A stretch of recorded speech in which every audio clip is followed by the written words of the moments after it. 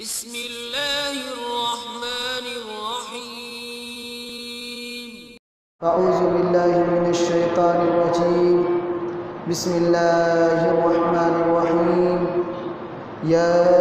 ایہا الذین آمنوا اتقوا اللہ حق تقاتہ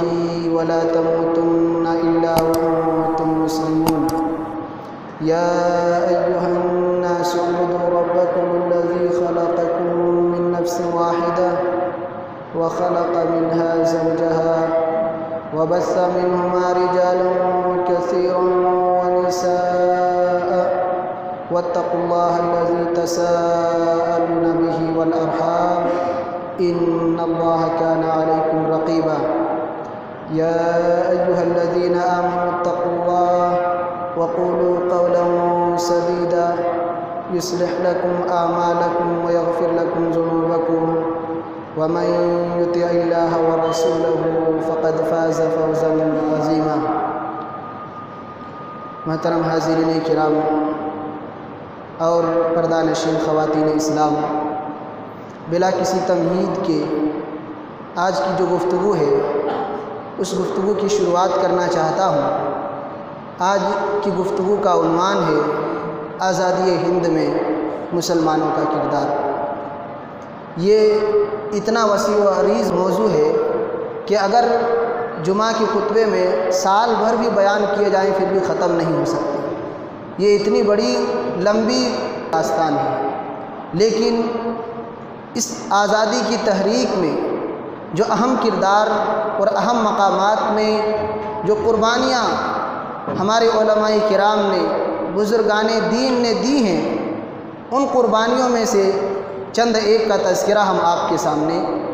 اس خطبہ جمعہ میں انشاءاللہ کریں گے۔ تو سب سے پہلی بات ہم اور آپ اس بات کو یاد رکھیں کہ غلامی ایک مصیبت ہے اور آزادی اللہ رب العالمین کی ایک بہت بڑی نعمت ہے۔ اللہ نے اس کو آزادی کو نعمت کے طور پر ذکر کیا ہے، اور نبی کریم صلی اللہ علیہ وسلم کی بعثت کے مقاصد میں سے ایک مقصد یہ بھی بیان کیا ہے کہ آپ لوگوں کو انسانیت کی غلامی سے آزاد کر کے اللہ کا غلام بنانے آئے تھے۔ اللہ رب العالمین نے قرآن حکیم کے اندر ارشاد فرمایا وَيَضَعُ عَنْهُمْ إِسْرَهُمْ وَالْأَغْلَالَ الَّتِي كَانَتْ عَلَيْهِمْ، کہ میرے محبوب وہ ہیں، میرے پیغمبر وہ ہیں جو لوگوں کو انسانیت کی غلامی کی جو زنجیر ہے اس زنجیر سے نکال کر کے آزاد کرانے کے لیے اس دنیا میں آئے۔ تو آپ کی آمد کا جو مقصد ہے اس دنیا کے اندر، ان میں ایک مقصد یہ بھی ہے کہ آپ لوگوں کو انسانیت کی غلامی سے آزاد کرانا چاہتے ہیں۔ اب ایک بات یہ ہے کہ آخر آزادی ہند میں مسلمانوں کا جو کردار ہے اس کی وضاحت کی ضرورت کیوں پیش آئی ہے، کیوں بیان کرنا چاہتے ہیں؟ تو تین باتیں ہم اور آپ یاد رکھیں۔ پہلی وجہ یہ ہے کہ ہم اپنے سلف کی قربانیوں کو یاد رکھ کر کے، ان کے سبق کو یاد رکھ کر کے ان کی قربانیوں کو تازہ کرنا چاہتے ہیں، اور دوسری بات یہ کہ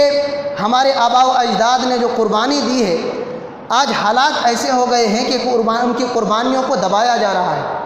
تاریخ سازی کا کام جاری ہے، لوگ اپنی اعتبار سے تاریخ بناتے ہیں، ہیرو کوئی اور تھے، قربانی کسی اور نے دی تھی، ان کی قربانیوں کو دبا کر کے ہر مسلک والے اپنے اپنے اکابرین کو قربانی کا وہ تاج اور سربلندی کے وہ تاج وہ اپنے اکابرین کو پہنانا چاہتے ہیں۔ اس لیے ایسے موقع پر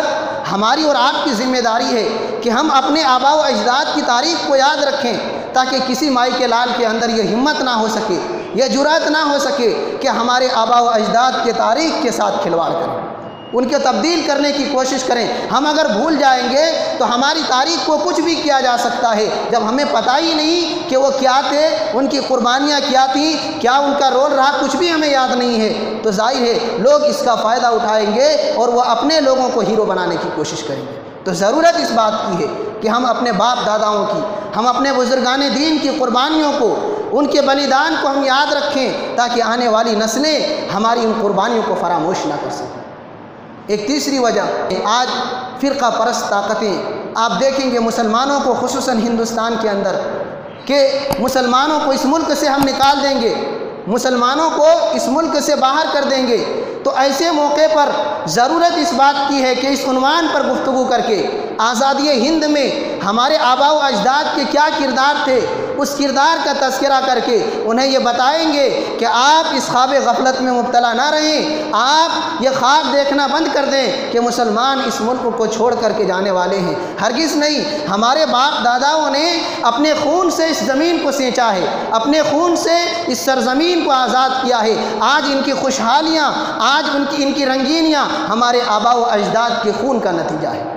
تو ہمارے آباء و اجداد نے یہ خون اور پسینہ اس ملک کی آزادی کے لیے بہایا ہے، اور ہم انہی کے یاد کو تازہ کرتے ہیں، دنیا والوں کو یہ پیغام دیتے ہیں کہ ہمارے آباء و اجداد ایسے تھے، ان کی قربانیاں ایسے تھیں۔ اور یقیناً یہ قربانیوں کی یاد دہانی، آباء و اجداد کا تذکرہ، ان کے زندگی کے کالے زخم کا تذکرہ کرنا، اس سے ہماری زندگی میں بھی خوشحالیاں آتی ہیں، ہماری زندگی میں بھی تبدیلی آتی ہے۔ اس لیے ایک شاعر کہتا ہے، فارسی شاعر کہتا ہے، گاہے گاہے باز خاں ای قصہ پاری نرا، گاہے گاہے باز خاں ای قصہ پاری نرا، تازہ خواہی داشتن گر داغ ہائے سینہ را۔ کہ اگر آپ چاہتے ہیں کہ آپ کے سینے کے داغ ہمیشہ تازہ رہیں، آپ کے سینے کے زخم ہمیشہ تازہ رہیں، تو آپ کے جو پرانے قصے ہیں، آپ کے آباء و اجداد کے زندگی کی جو داستان ہیں، جو زندگی کو ہلا دینے والی، جو انسان کے رونگٹے کھڑے کر دینے والی داستان ہیں، ان قربانیوں کو پڑھا کرو، ان قربانیوں کو یاد رکھو، ان قصوں کا تذکرہ کیا کرو، تاکہ تمہارے سینے کے اندر تمہارے آباء و اجداد کی جو قربانیاں ہیں ان کا زخم تازہ رہے، تمہارا ایمان بھی تازہ رہے۔ تو یہ تین وجوہات ہیں۔ اب دیکھنا یہ ہے کہ آزادی کی جو یہ تحریک چلی ہے، اس میں سب سے بڑا رول کن کا رہا ہے؟ ہندوستان کی آزادی میں آج یہ نازک موقع پہنچے ہیں، لیکن ان کی تاریخ اگر آپ اٹھا کر کے دیکھیں گے تو یہ 50-60 سال کی تاریخ نہیں ہے۔ ہندوستان کی تاریخ 250 سے 300 سال پر مشتمل ہے۔ ہندوستان کی پوری تاریخ اگر آپ پڑھیں گے 250 سے 300 سال پر مشتمل ہے۔ کب کی تاریخ سے شروعات ہوتی ہے ہندوستان کے اندر انگریز کی آمد کا؟ شاہجہاں کی دور حکومت 1628 کے اندر شاہجہاں بادشاہ بنتا ہے، اور 1658 کے اندر ان کے بیٹے ان کو معزول کر کے بادشاہ بنتے ہیں، حکمرانی وہ سنبھالتے ہیں۔ تو شاہجہاں کی عہد حکومت میں انگریز ہندوستان کے اندر داخل ہوتے ہیں تاجر کے بھیس میں۔ وہ یہ کہتے ہیں کہ ہندوستان کا جو جنوبی ساحلی علاقہ ہے، ایسٹ انڈیا کمپنی ہماری ایک کمپنی ہے، اسی کمپنی کے فروغ کے لیے، تجارت کے لیے ہندوستان آئی۔ اسی زمانے میں شاہجہاں بیمار ہو جاتا ہے،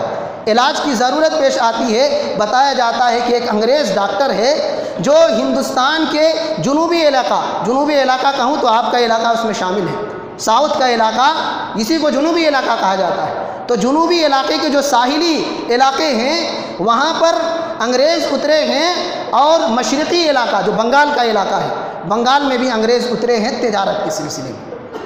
کے سلسلے میں وہ آئے ہوئے ہیں۔ تو انہوں نے کہا بلا کر کے لائیے۔ جب لایا گیا، علاج اس شخص نے کیا، انگریز ڈاکٹر نے، شاہجہاں جو بیمار تھا وہ ٹھیک ہو گیا۔ کہا مانگیے کیا مانگتے ہیں؟ کہا صاحب ہمیں کچھ بھی نہیں چاہیے، بس ہم وہاں سے آئے ہیں آپ کے ملک میں، ہمیں اجازت دے دیجئے کہ جنوبی ہند میں اور مشرقی ہند میں ہم ایسٹ انڈیا کمپنی کے سلسلے میں تجارت کرنا چاہتے ہیں، آپ کی اجازت چاہیے،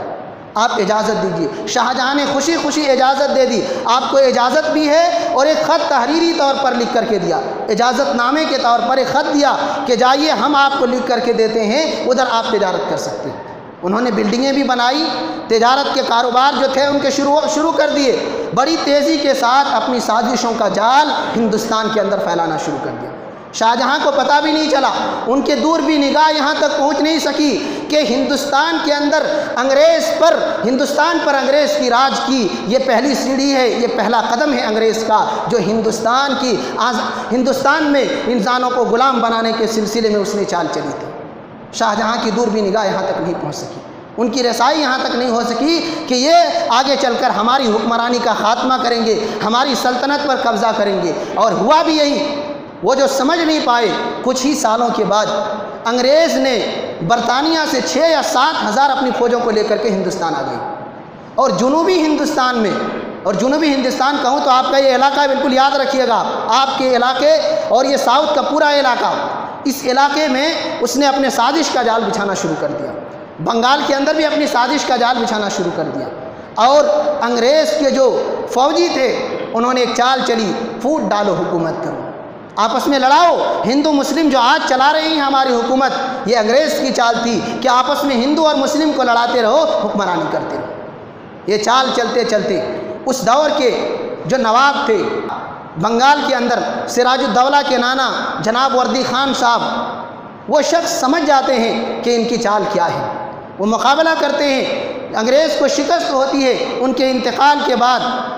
اسی علاقے کے اندر دوبارہ انگریز سے مقابلہ ہوتا ہے۔ سراج الدولہ کا نواب سراج الدولہ سے انگریز کی بھی مدبھیڑ ہوتی ہے، مقابلہ ہوتا ہے، لیکن اس تاریخ کو آپ یاد رکھیں کہ ہمیشہ مسلمانوں میں کچھ ایسے منافقین پیدا ہوئے ہیں جن منافقین نے مسلمانوں کی صفوں میں رہ کر غداری کی۔ یہاں بھی ان کے ساتھ وہی طریقہ اختیار کیا گیا۔ 1757 کے اندر پلاسی کے مقام میں نواب سراج الدولہ کا مقابلہ ہوا انگریز سے مقابلہ کے دوران اس کا ایک ساتھی، اس کا ایک کمانڈر میر جعفر نے بغاوت کی، میر جعفر نے غداری کی اور انگریزوں کے ساتھ جا کر کے مل گئے اور انگریزوں کا ساتھ دیا، دغابازی کر کے اسی میدان میں 1757 کے اندر نواب سراج الدولہ شہید ہو گئے اپنے ایک مسلمان ساتھی کی دغابازی کی وجہ سے۔ ان کی شہادت کے بعد انگریز پورے مشرقی ہند کے اوپر، پورے بنگال کے اوپر انگریز کی حکومت آ گئی۔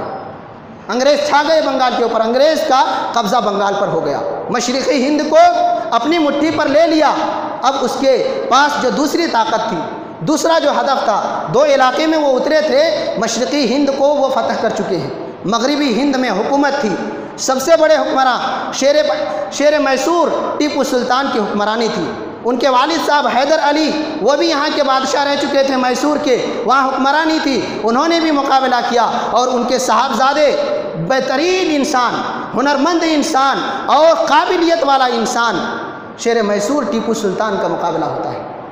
ٹیپو سلطان مقابلہ کرتے ہیں، جب وہ بھانپ لیتے ہیں کہ انگریز کا جو سیلاب ہے وہ امڑتا ہوا ہمارے علاقے میں آنے والا ہے، ہمارا جو جنوبی ساؤتھ کا علاقہ ہے اس علاقے میں انگریز اب قبضہ کرنے کے در پہ ہیں، انہوں نے جب بھانپ لیا، جو حیدرآباد کی حکومت تھی سلطنت آصفیہ، وہاں بھی خط لکھا، اسی طریقے سے اور جو علاقے تھے راجہ مہاراجاؤں سب کو خط لکھا، ساؤتھ کے جتنے حکمراں تھے کہ دیکھو انگریز کی یہ چال ہے، اگر آج مل کر کے کام نہیں کریں گے، یہاں کی سلطنت کو مضبوط بنانا ہے، جو جنوبی ہند ہے اس کے پایہ تخت کو اتنا مضبوط بنانا ہے کہ کسی کے اندر طاقت نہ ہو سکے کہ ہمارے پایہ تخت کو ہلا دیں، کسی کے اندر جرأت نہ ہو سکے انگریز کی جو منحوس سایہ ہے وہ ہماری اس حکومت اور ہمارے اس علاقے میں نہ پڑ سکے۔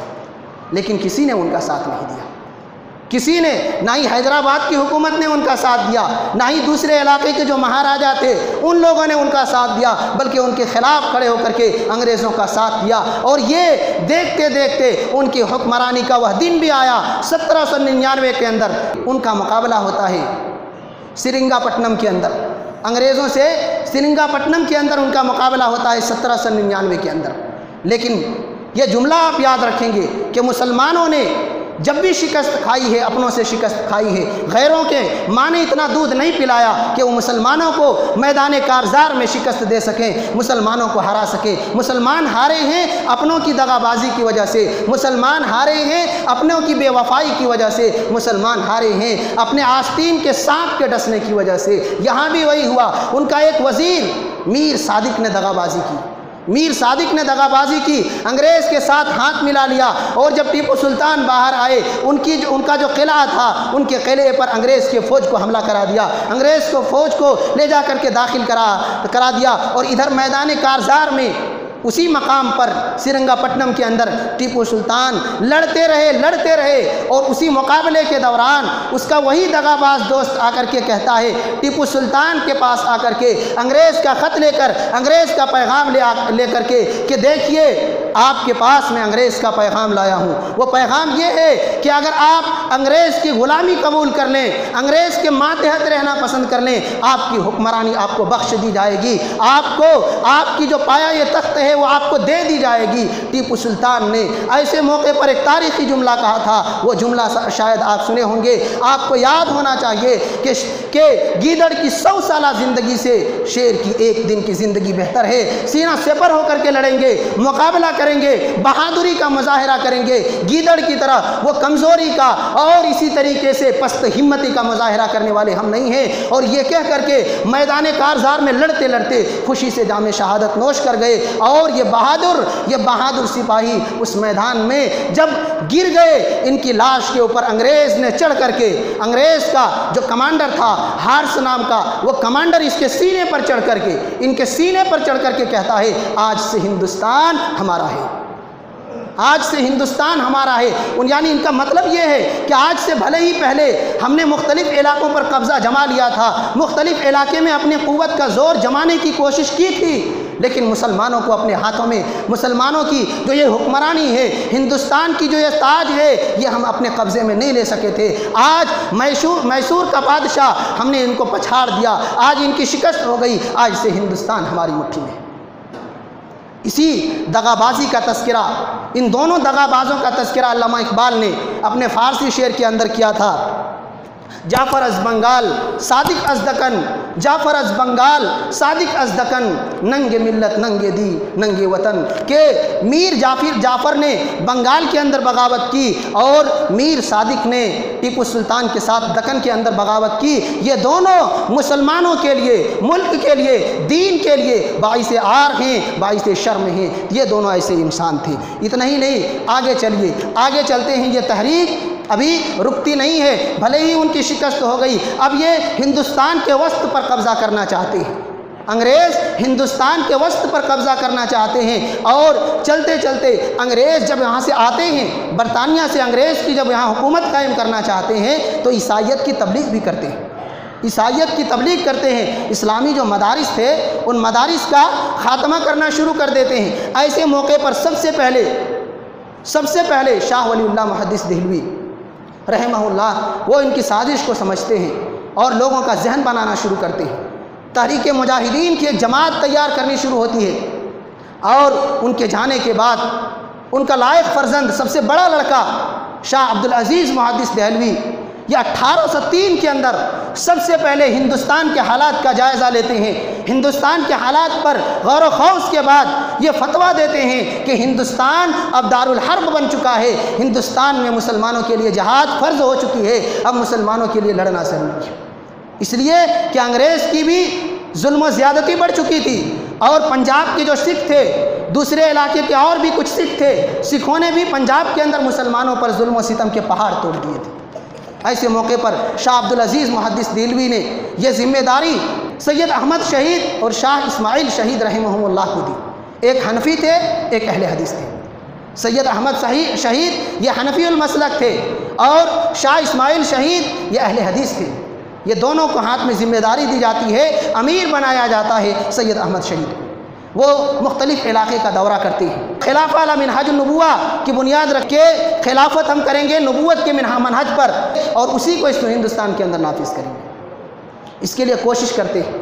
مختلف علاقوں میں دورہ کرتے ہیں، بھیس بدل کر کے جاتے ہیں، شکل تبدیل کر کے جاتے ہیں کہ کوئی پہچان نہ پائے، اور پورے علاقے کا جائزہ لینے کے بعد لوگوں کو تیار کرتے ہیں جہاد کے لیے کہ انگریز کو اس ملک سے بھگانا ہے، انگریز کی قوت کو ختم کرنا ہے، اور اس کے لیے مختلف علاقوں کا دورہ کرتے ہیں۔ دورہ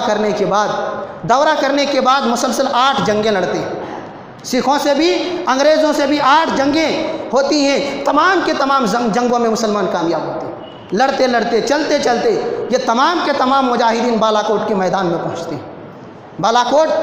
کے میدان میں پہنچتے ہیں، وہاں جب ان کا پڑاؤ ہوتا ہے تو افغانستان کا ایک علاقہ ہے ہزارہ کے پٹھان جو مسلمان ہوتے ہیں، وہ بھی ضمیر فروشی کا سودا کرتے ہیں، ضمیر فروشی کا کام کرتے ہیں، دغابازی کرتے ہیں، اور پنجاب اور اس علاقے کا جو سردار ہوتا ہے، سردار شیر سنگھ، اس کو جا کر کے بتا دیتے ہیں کہ مسلمان یہاں قیام کیے ہوئے ہیں، بالاکوٹ کے میدان کے اندر مسلمان رکے ہوئے ہیں۔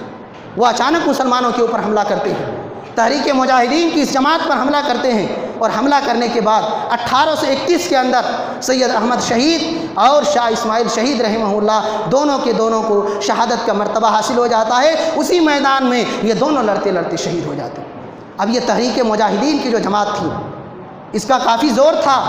بڑی قوت والی جماعت تھی۔ لوگوں کے درمیان جب یہ بات پھیلی کہ ہندوستان دارالحرب ہے، یہاں جہاد ضروری ہے، جب یہ پیغام ہندوستان کے اندر پہنچا، پورے ہندوستان کے اندر ایک ایسا ماحول برپا ہو گیا کہ لوگ کانپ گئے تھے کہ اب کیا ہونے والا ہے، ہندوستان کس رخ میں جانے والا ہے، کیا نتیجہ نکلنے والا ہے۔ اس قدر تیاری کے ساتھ، اس قدر محنت اور کوشش کے ساتھ یہ لوگ نکلے ہوئے ہیں، اب کیا نتیجہ نکلنے والا ہے۔ یہاں جب دونوں جو قائدین تھے دونوں شہید ہو گئے،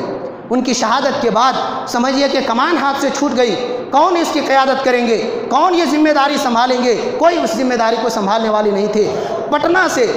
پٹنہ کی سرزمین، یاد رکھیے گا اس کا تذکرہ بھی آنے والا ہے، پٹنہ کی سرزمین سے مولانا عنایت علی اور ان کے بھائی مولانا ولایت علی صادق پوری رحمہم اللہ، یہ دونوں ایک بھائی حیدرآباد کے اندر دعوت و تبلیغ کا کام کرتے ہیں۔ مولانا ولایت علی، وہ جب خبر پہنچتی ہے کہ بالاکوٹ کے اندر وہ دونوں قائدین کی شہادت ہو چکی ہے، یہ حیدرآباد سے بالاکوٹ پہنچتے ہیں، ادھر پٹنہ سے ان کے بھائی عنایت علی بالاکوٹ پہنچتے ہیں، لوگوں کو حوصلہ دیتے ہیں، ان کے حوصلے کو مضبوط بناتے ہیں، جماعت کو وہ جو تنظیم تھی، وہ جو تحریک تھی، مکمل طور پر منظم انداز میں دوبارہ تیار کرتے ہیں، لوگوں کو اکٹھا کر کے پھر اس تحریک کو لے کر آگے بڑھتے ہیں۔ اور یہاں ایک جملہ آپ یاد رکھیے گا، اب تک کی جو قیادت تھی،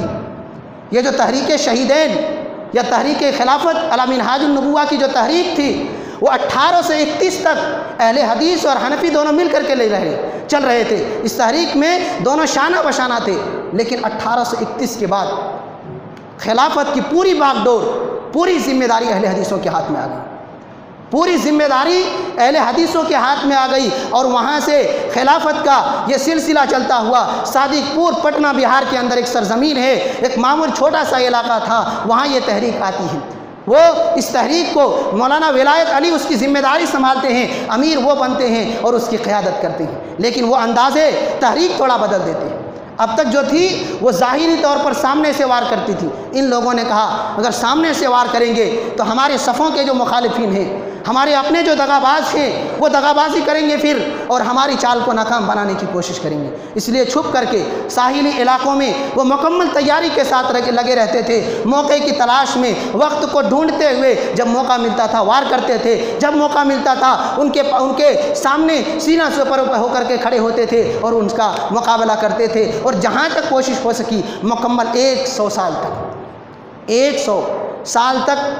پٹنہ کی جو سرزمین ہے یہاں کے لوگوں نے یہ قیادت سنبھالی۔ یہ قیادت، یہ ذمہ داری ہندوستان کی آزادی کی جو تحریک تھی، اس تحریک کی باغ ڈور، اس کی قیادت پٹنہ کی سرزمین کے ان علماء کرام نے کی۔ اور ایک بات آپ یہاں یاد رکھیں، پٹنہ کی جو سرزمین صادق پور ہے، پورا علاقہ اہل حدیث تھا، ایک بھی کوئی دوسرے لوگ نہیں تھے، پورا خاندان اہل حدیث کا خاندان تھا، پورا خاندان اہل حدیث کا تھا۔ تو یہ تحریک جب وہاں سے چل کر کے پٹنہ کی سرزمین میں آتی ہے، وہ لوگ اپنی جان جگر کو لگا کر کے پوری قوت اور پامردی کے ساتھ ان کا مقابلہ کرتے ہیں۔ علماء صادق پور کی اگر آپ قربانیاں دیکھیں گے تو تاریخ گواہ ہے، ایسی قربانیاں دی کہ دنیا ایسی قربانی نہیں پیش کر سکتی، ایسی قربانی نہیں پیش کر سکتی۔ علماء صادق پور کے بارے میں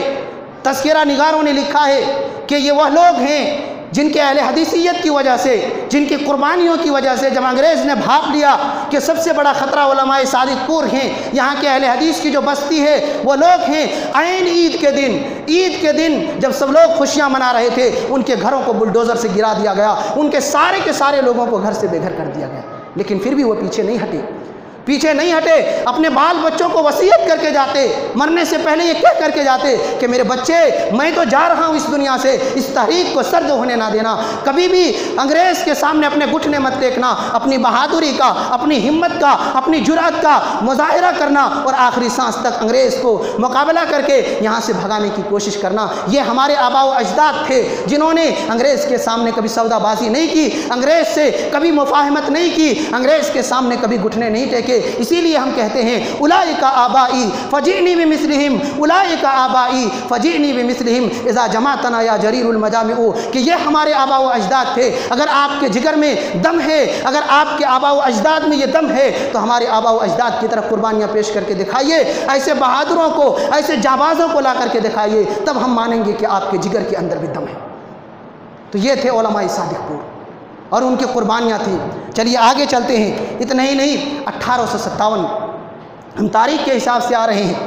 اور بڑے بڑے جو واقعات ہیں اس سلسلے میں اندر میں چھوٹے چھوٹے ہزاروں واقعات آپ کو ملیں گے. ہم صرف بڑے بڑے جو کردار ہیں، بڑی بڑی جو لڑائیاں ہوئی ہیں، انگریز کو بھگانے کی جو بڑی کوشش کی گئی ہے، اس کے سلسلے میں ہم تذکرہ کر رہے ہیں.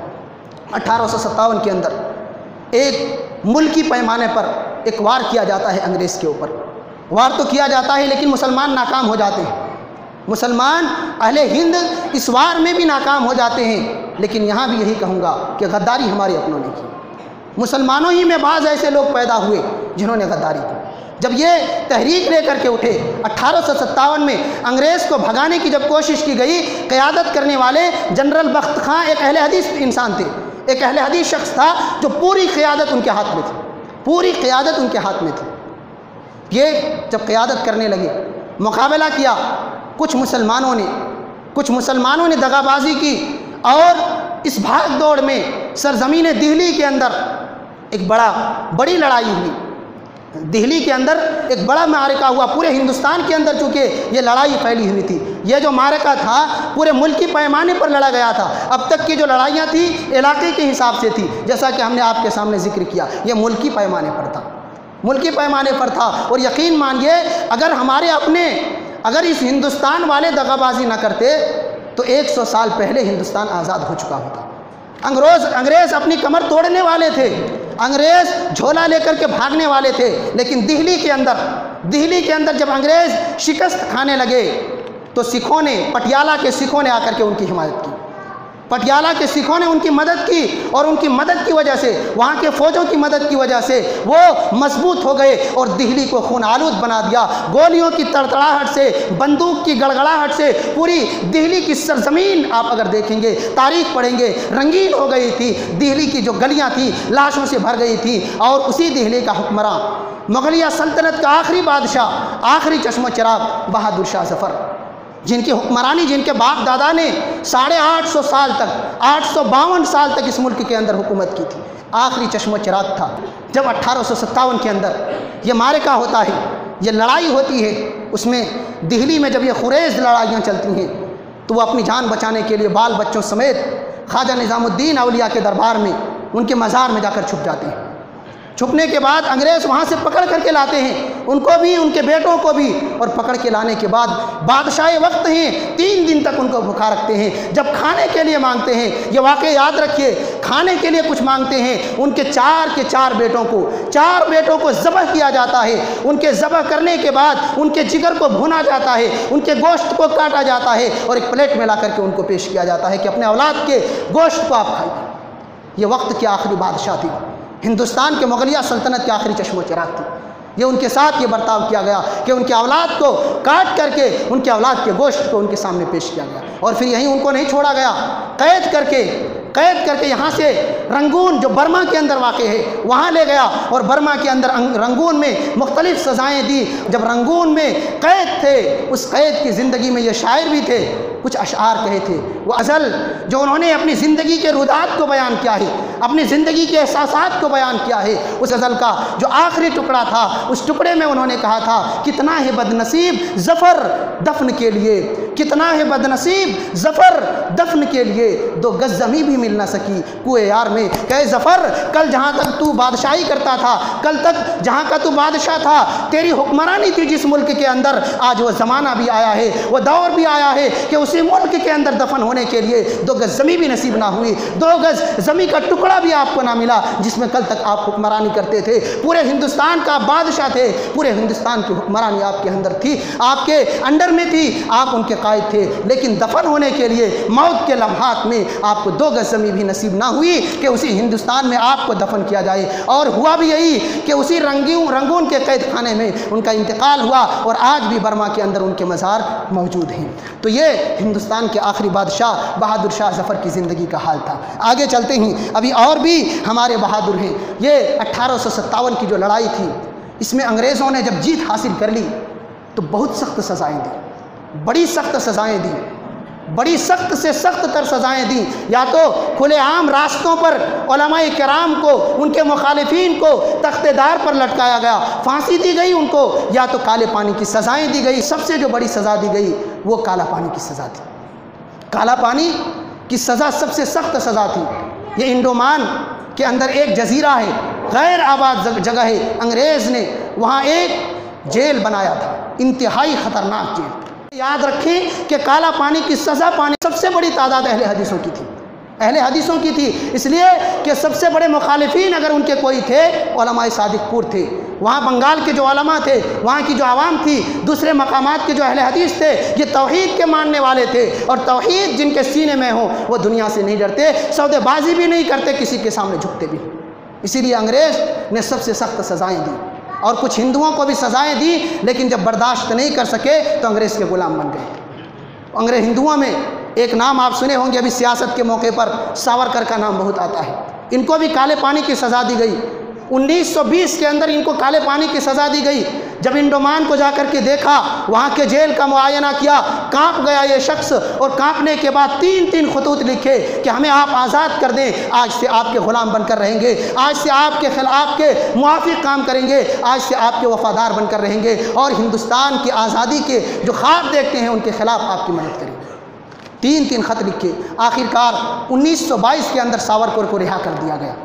ساورکر کو رہا کر دیا گیا ان کے وفاداری کی وجہ سے، اور اس وقت سے لے کر کے آخری سانس تک مہاتما گاندھی اور اس تحریک کو جو لے کر کے اٹھنے والے تھے ان کے خلاف کام کرنے لگے۔ تو جن کو آج ہمارے ہندوستان کے بعض لوگ قائد سمجھ رہے ہیں، رہنما سمجھ رہے ہیں، یہ دیش کے ساتھ غداری کرنے والے لوگ تھے، دغابازی کرنے والے لوگ تھے، دیش کی آزادی کے جو خواب دیکھنے والے تھے ان کے پیٹھ میں چھرا بھونکنے والے لوگ تھے۔ اور وہیں ایک مسلمان بھی تھا، مسلمان کئی تھے۔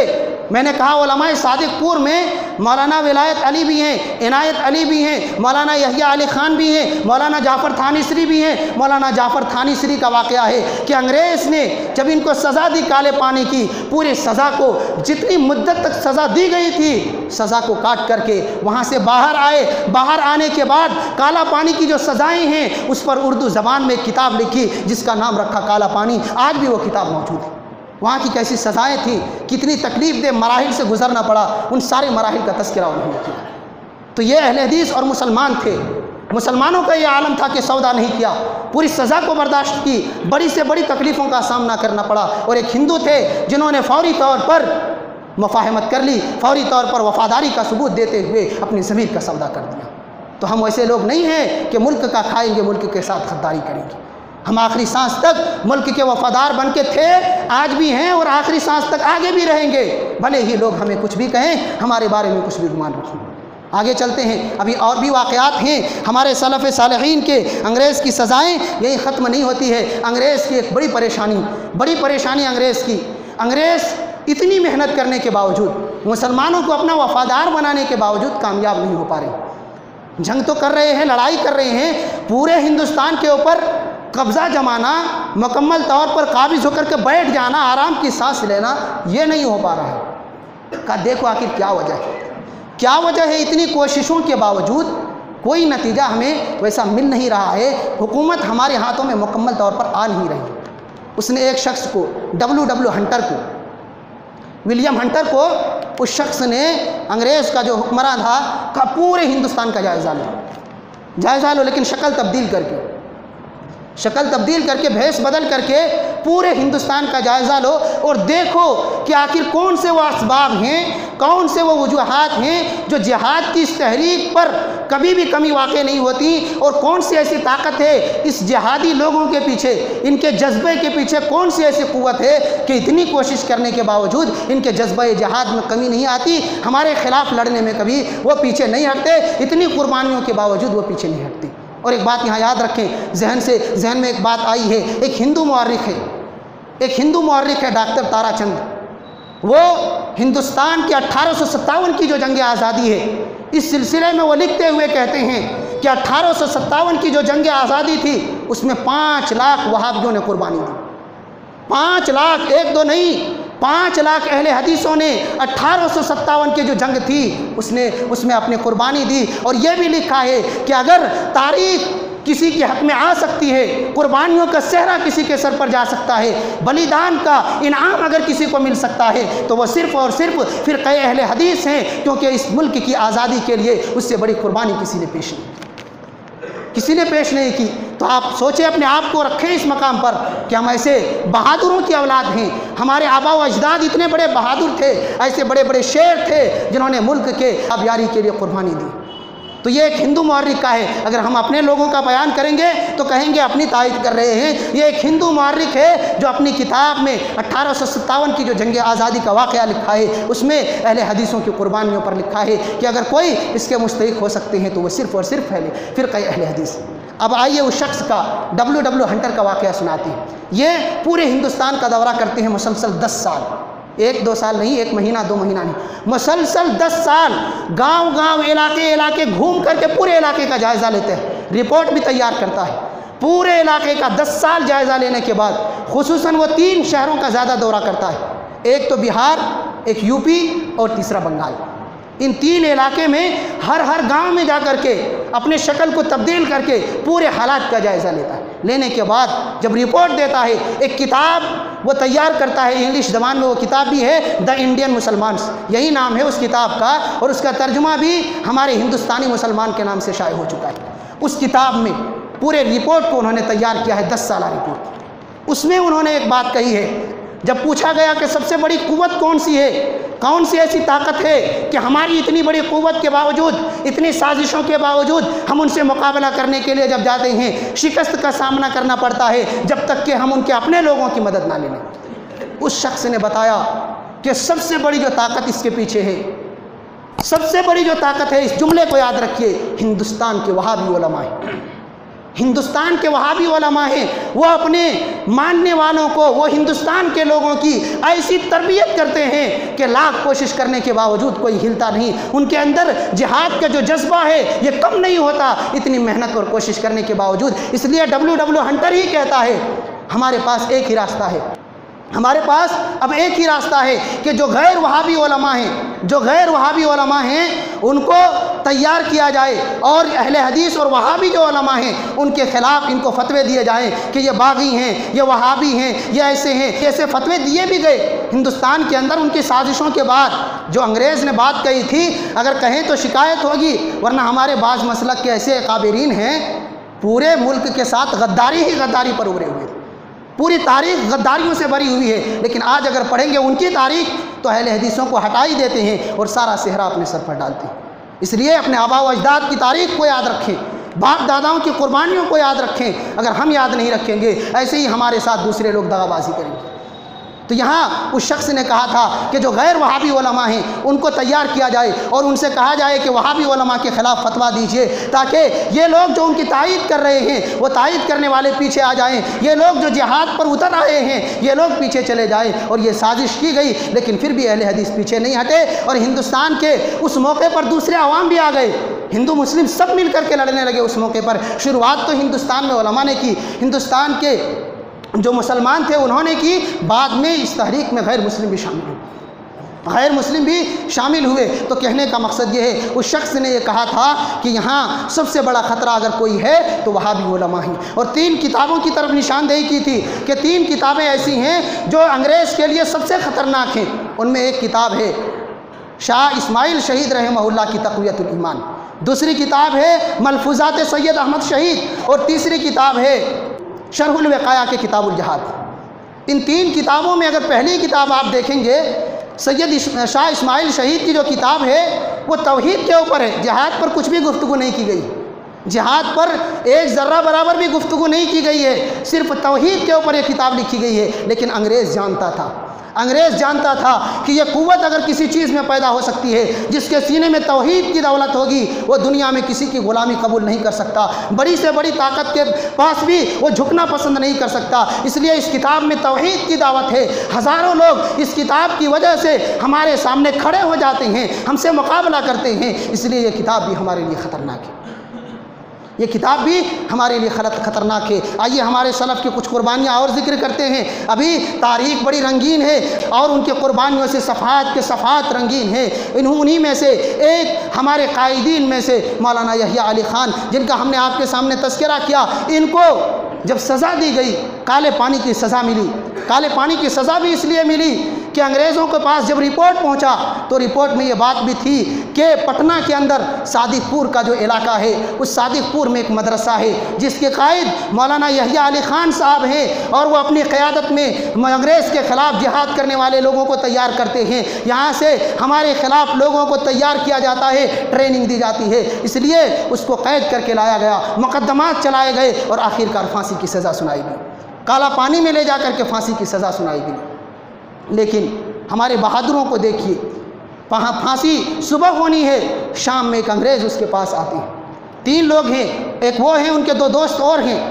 شام میں انگریز آتے ہیں، دیکھتے ہیں کہ چہرہ بالکل حشاش بشاش ہے، مسکرا رہے ہیں اور چاند کی چاندنی میں ان کے چہرے چمک رہے ہیں۔ وہ شخص تعجب کے مارے پوچھتا ہے کہ بھائی کل آپ کو پھانسی ہونی ہے، کل آپ تختہ دار کو چومنے والے ہیں، اس دنیا سے جانے والے ہیں، آپ کی حالت، آپ خوش ہیں؟ آپ کے چہرے میں ذرہ برابر بھی پژمردگی نہیں ہے، آخر کیا سبب ہے؟ کیوں؟ کیا وجہ ہے؟ آپ کو کوئی غم اور کوئی تکلیف نہیں ہے؟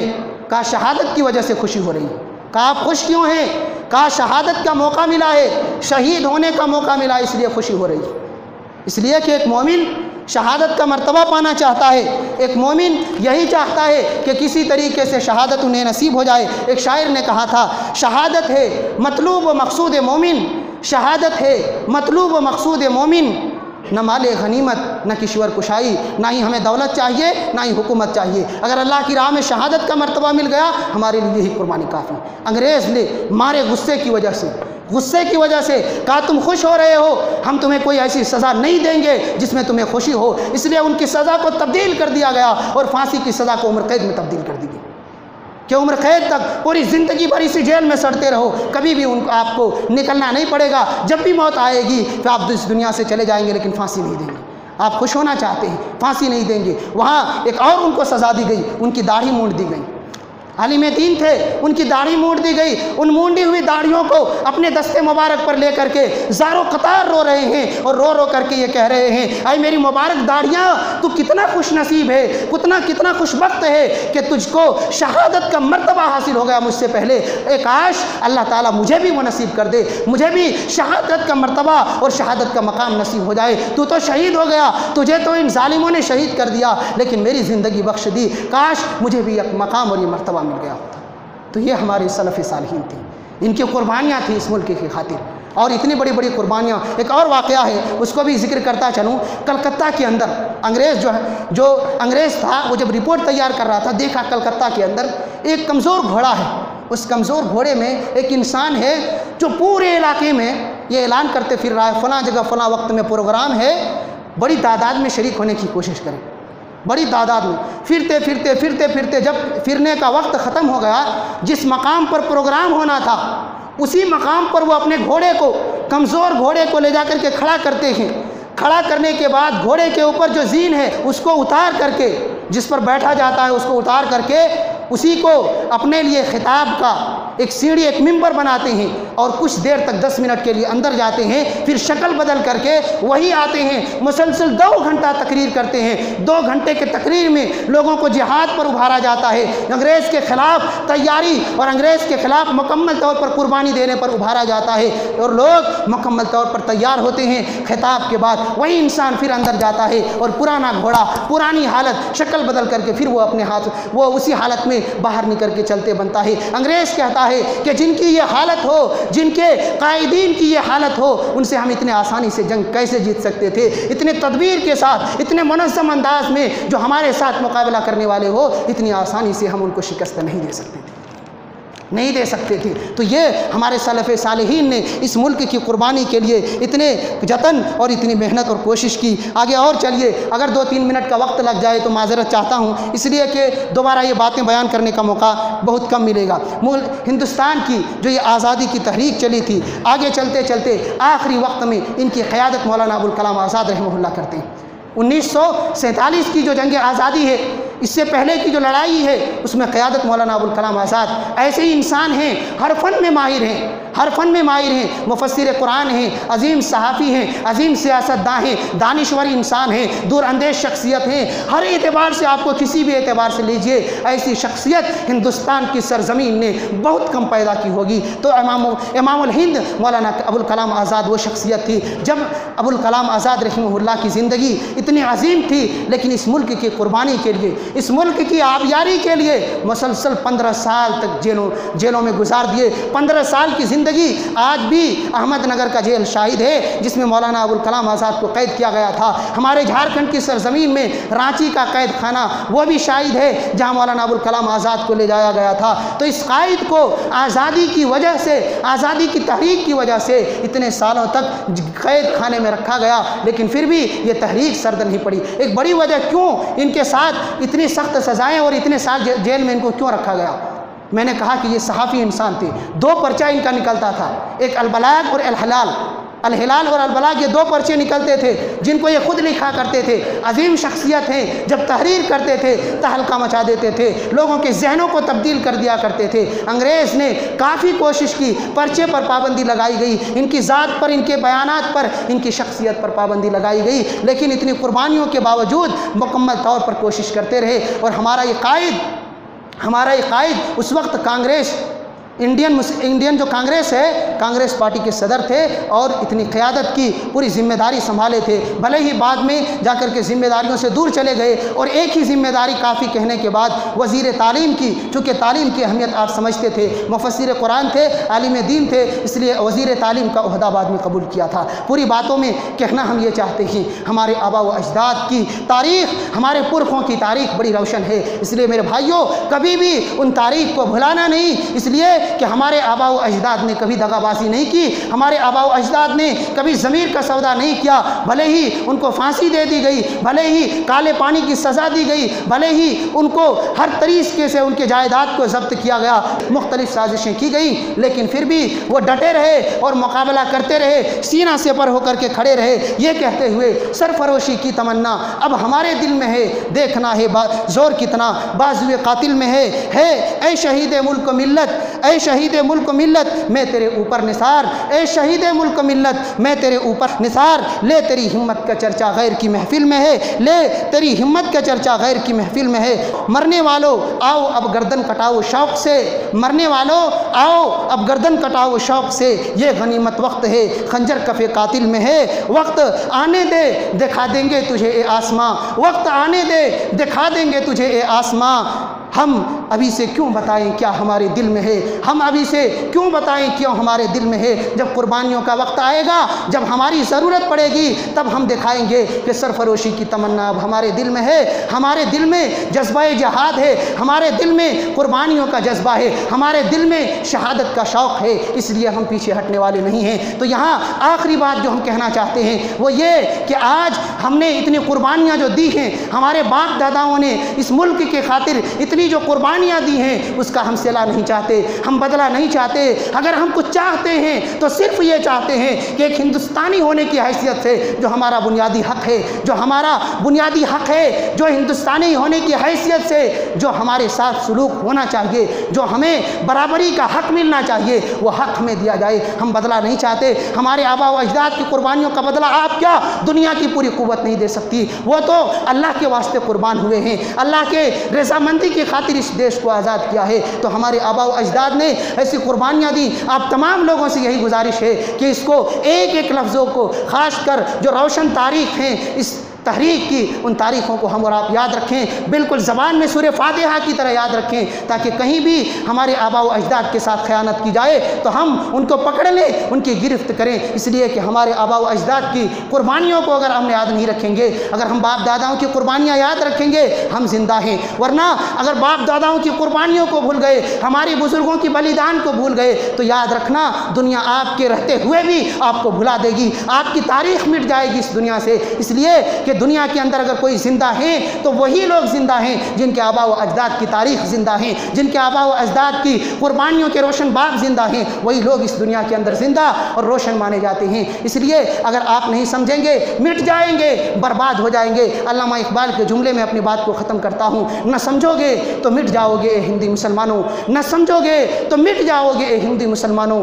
تمہاری داستان تک بھی نہ ہوگی داستانوں میں، تمہیں پوچھنے والا یاد کرنے والا اس دنیا میں کوئی نہیں رہے گا اگر ہم اپنے باپ داداؤں کو بھول گئے، ان کی قربانیوں کو، دیش کی خاطر، دین کی خاطر جو قربانیاں دیں ان کو بھول گئے، کوئی ہمیں پوچھنے والا نہیں ہے۔ آج ہم اور آپ تمام لوگوں کی یہ ضرورت ہے کہ باپ داداؤں کی قربانیوں کو یاد رکھیں، لوگوں کو جواب دیں کہ ہم کمزور نہیں ہیں، ہم نے پامردی کا مظاہرہ کیا ہے، ہم نے اپنے زندگی میں قربانیوں کا مظاہرہ کیا ہے، کبھی پیچھے نہیں ہٹے ہیں، بزدلی ہمارے دلوں کے اندر نہیں ہے۔ آخر میں اللہ رب العالمین سے دعا ہے کہ اللہ رب العالمین ہمارے آباء و اجداد نے تیرے دین کی سربلندی کے لیے اور دین اسلام، مسلمان اور ملک کی سالمیت کے لیے جو قربانی دی ہے، اللہ رب العالمین تو ان قربانیوں کو قبول فرما۔ پروردگار عالم تو ہم تمام مسلمانوں کے اندر اسلام کے خاطر، دین کے خاطر، اپنے ملک کی حفاظت کے لیے، اپنی عزت و آبرو کی حفاظت کے لیے اپنی حیثیت کے مطابق بڑھ چڑھ کر کے قربانی دینے کا جذبہ پیدا فرما، آمین۔